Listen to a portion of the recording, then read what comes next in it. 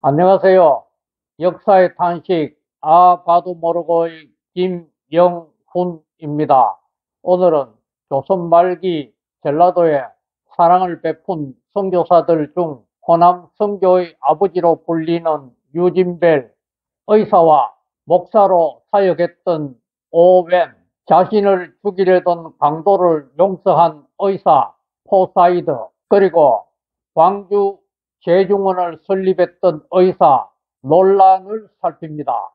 유진벨은 1868년에 미국에서 태어나 23세인 1891년에 언더우드의 강연을 통해 조선 선교의 꿈을 키웠고 1894년에 한 살 많은 명문가의 딸 로티와 결혼하여 1895년 4월에 조선으로 왔습니다.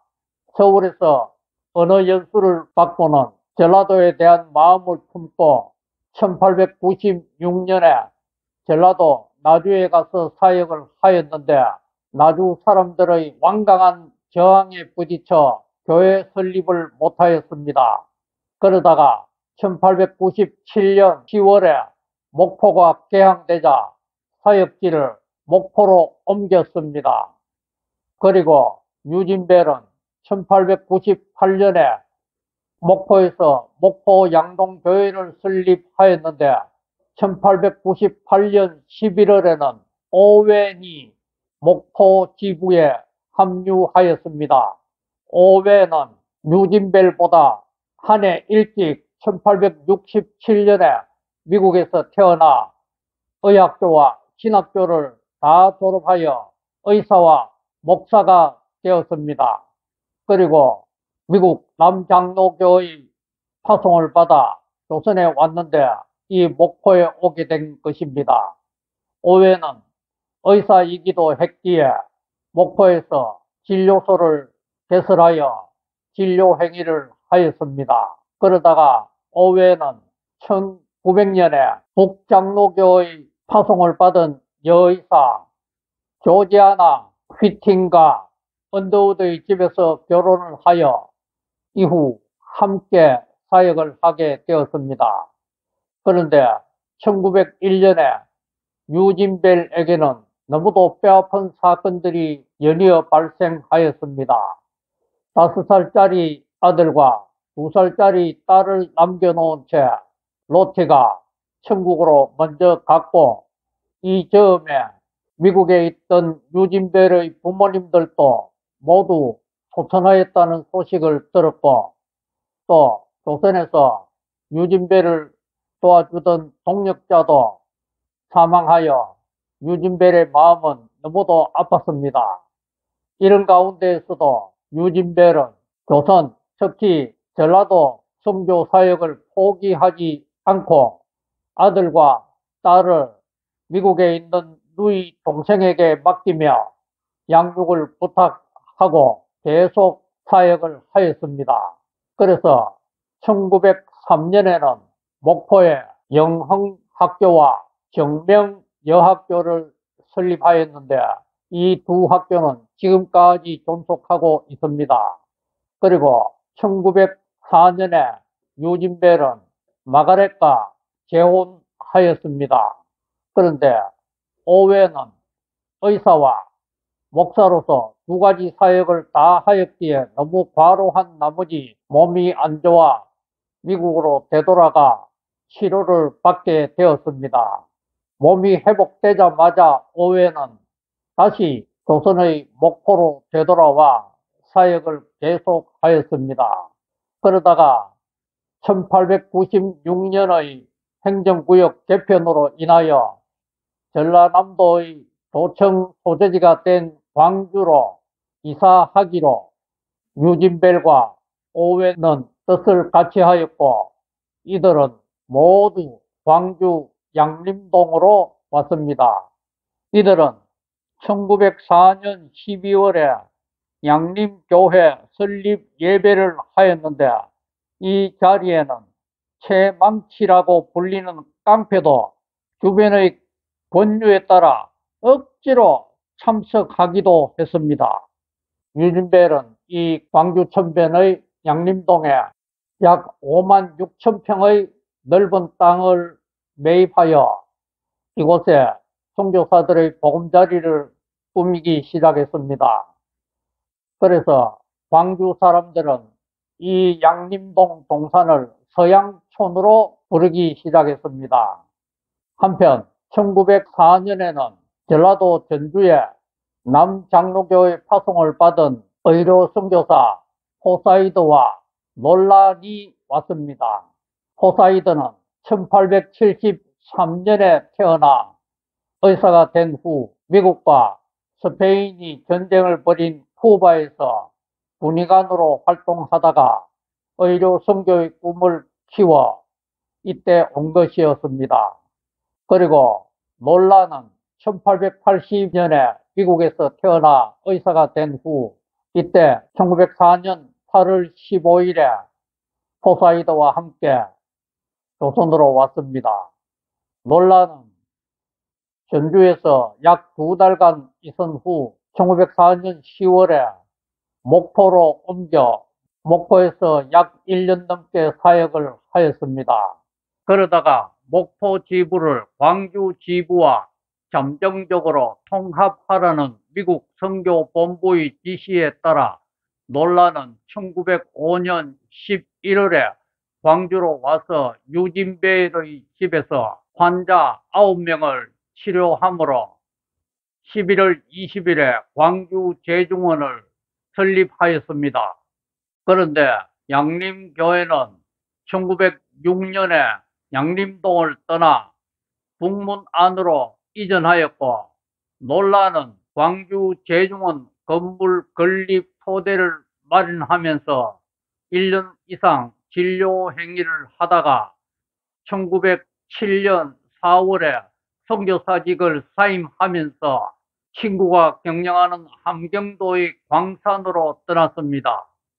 그래서 목사이면서 의사인 오웬이 잠깐 진료 행위를 하기도 했지만 윌슨이 광주에 오면서 1908년 2월부터 윌슨이 광주 제중원의 2대 원장직을 맡아 수행하게 되었습니다. 한편 전주에 있는 포사이드는 사람들을 편안하게 대하는 특유의 성격으로 많은 사람들을 차별 없이 치료하여 주었습니다. 그러던 중 1905년 봄에 이진사라는 한 교인이 찾아와서 군산 인근에 있는 자신의 동생이 어젯밤에 잠을 자다가 괴한들로부터 습격을 당하여 폭행을 당해 죽어가고 있으니 자기 동생을 살려달라고 간청하였습니다. 그래서 포사이드는 빨리 그 동생 집으로 가서 동생을 치료하여 살려주었습니다.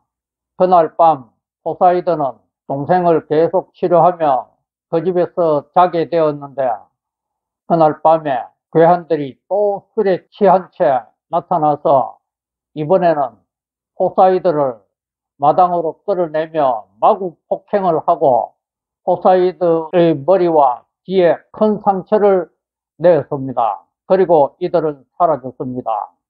이 소식을 들은 전주의 전킨 선교사가 급히 달려와서 포사이드를 간병하며 병원으로 옮겨 포사이드는 기적적으로 살아났습니다.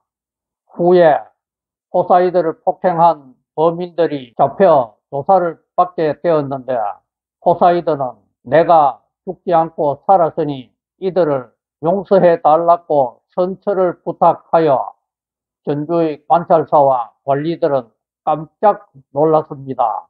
그리고 이 강도들의 집안 식구 중에 몇 사람은 포사이드에게 감동되어 예수를 믿게 되기도 하였습니다.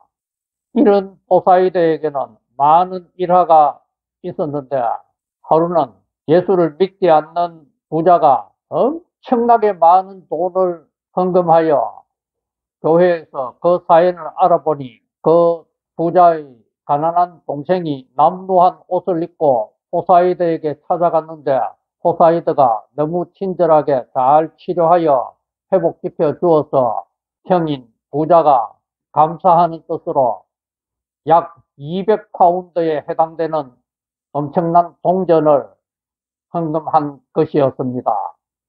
그리고 1906년에는 정킨 선교사가 전주 길가에서 쓰러져 있는 한 고아 소년을 말에 태워 데리고 왔는데, 포사이돈은 이 소년을 잘 치료하여 회복시켜 주었고, 이 소년과 함께 지내던 고아 7명도 모두 포사이드가 돌보아 주기도 했습니다. 그렇지만 포사이드가 강도에게 당한 이 상처의 후유증은 커서 서울의 세브란스 병원에서 수술과 치료를 받았지만 포사이드는 쓰러지는 일이 발생하였습니다.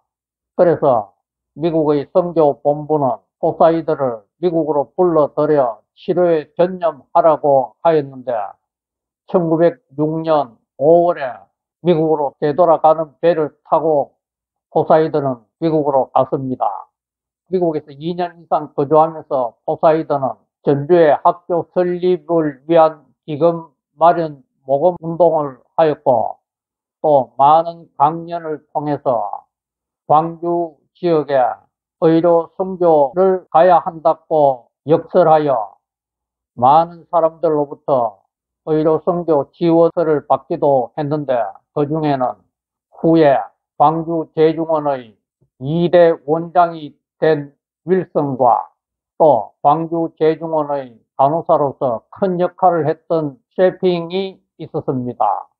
포사이드는 1909년 3월에 조선으로 되돌아왔는데, 이번에는 광주 재중원을 중심으로 사역을 하다가 목포에서 자리를 잡고 의료 사역을 하게 되었습니다.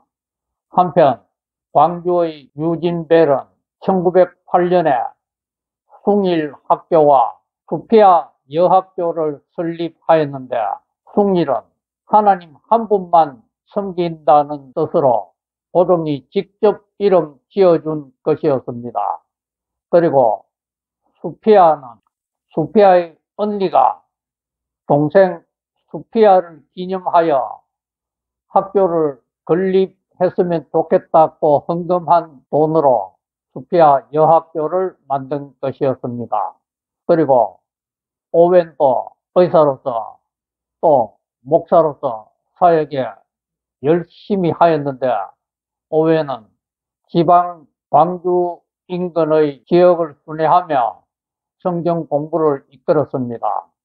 그러던 중 1909년 3월에 오웬은 몸이 아주 안 좋았는데도 불구하고 장흥 지역으로 떠났습니다.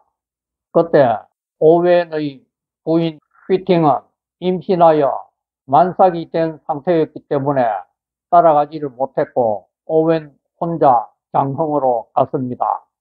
장흥에서 열심히 사역을 하던 오웬은 너무 과로하였고, 교인들은 오웬의 몸 상태가 좋지 않은 것을 알고 오웬을 광주 재중원으로 호송하여 왔습니다.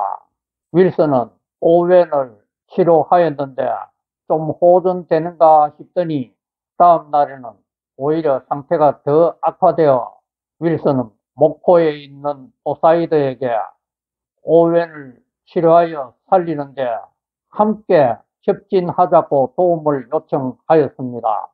그러자 포사이드는 그 소식을 듣자마자 조랑말을 타고 목포를 떠나 광주로 향했습니다.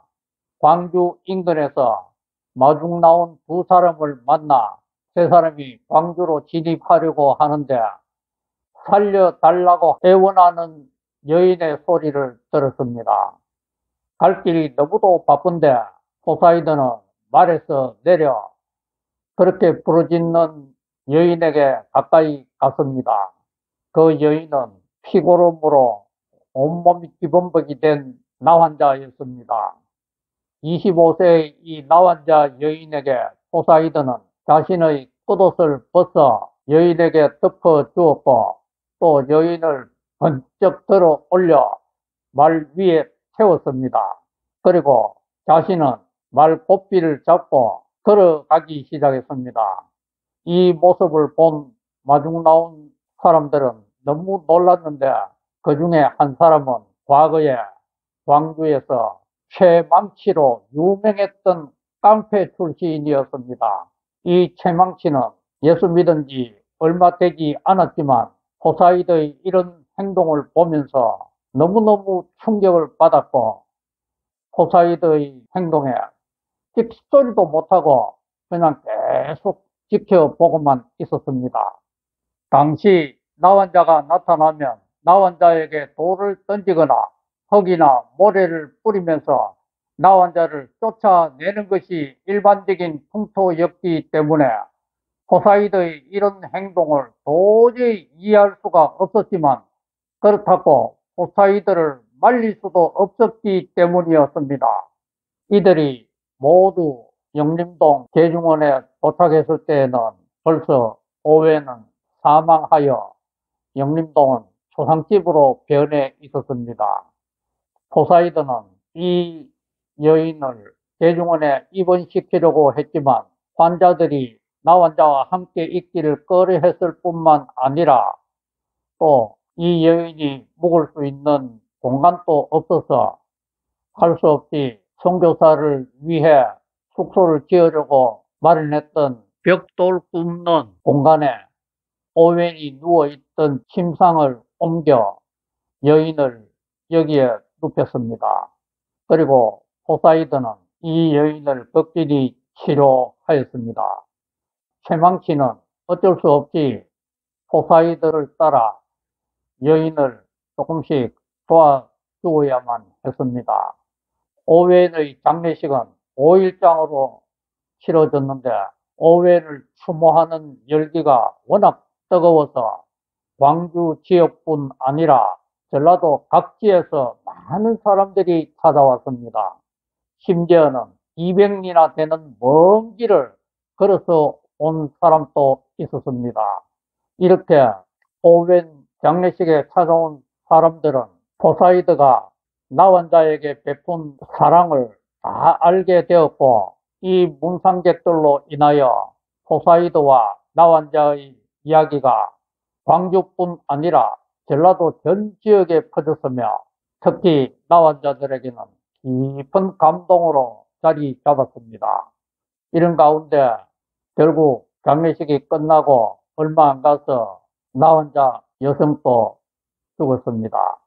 그렇지만 이 나환자로 인하여 광주 대중원에는 나환자를 위한 병원이 건립되기 시작했습니다.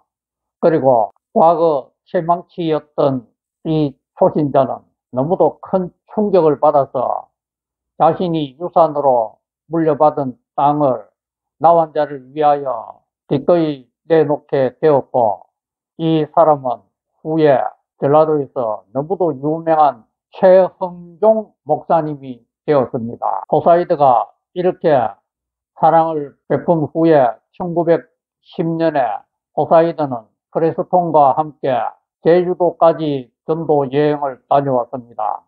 그러나 포사이드는 1911년에 스퍼루라는 풍토병에 걸렸습니다. 이 스퍼루는 지방질, 비타민, 단백질이 몸에 흡수되는데 장애를 일으키는 병으로서 결국은 죽게 되는 엄청난 병이었습니다. 그래서 미국의 선교 본부는 포사이드를 미국으로 다시 불러들여 치료를 하게 하였습니다. 포사이드는 7년간 미국에서 투병 생활을 하다가 1918년에 소천하였는데 그때 그의 유산을 나환자 치료를 위해서 사용하라고 내놓았습니다. 그리고 또 7년 동안의 투병 기간 동안에도 평신도 선교사 훈련 강사로 활동하기도 했습니다. 포사이드가 죽은 지 얼마 안 가서 유진벨의 두 번째 아내 마가렛이 교통사고로 죽었습니다. 유진벨은 50대의 나이, 당시로는 상당히 늙은 나이였지만 여전히 조선 선교사로서의 꿈을 버리지 않았고 세 번째 결혼을 하면서까지 조선 선교사로 활동하다가 1925년에 소천하였습니다. 유진벨이 죽기 몇 년 전에 유진벨의 첫 번째 아내 로테가 낳았던 딸 샤롯 벨이 20대의 나이가 되어 한국으로 되돌아와서 군산의 선교사 윌리엄 린턴과 결혼하였습니다. 그래서 샤롯 벨은 계속 아버지의 뒤를 이어 전라도에서 사역을 하였는데 샤롯 벨의 아들과 손자도 한국에서 계속 사역을 하여 유진벨의 가문은 언더우드 가문과 같이 4대에 걸쳐 한국에서 사역하는 복이 드문 귀한 가문이 되었습니다. 양림동 동산에는 오웬과 유진벨의 무덤뿐 아니라 선교사 23명의 무덤이 있는데 이 양림동에는 유진벨 기념관, 오웬 기념관, 그리고 두 개의 기념비가 있습니다.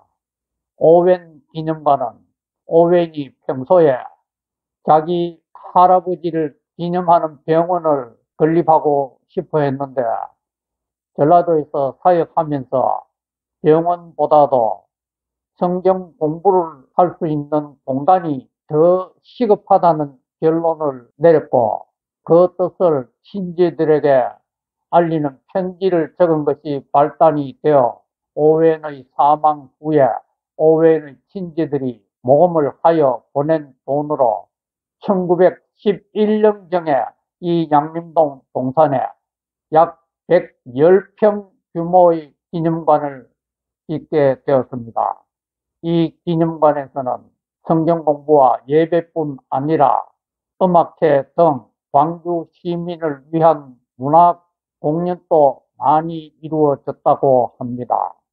오웬의 한국 이름은 오기원이고 유진벨의 한국 이름은 배유지입니다.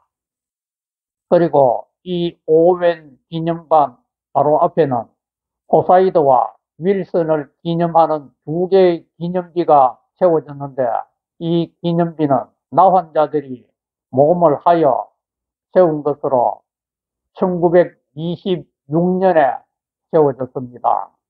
광주라는 이름은 빛골이란 뜻이 아닙니까?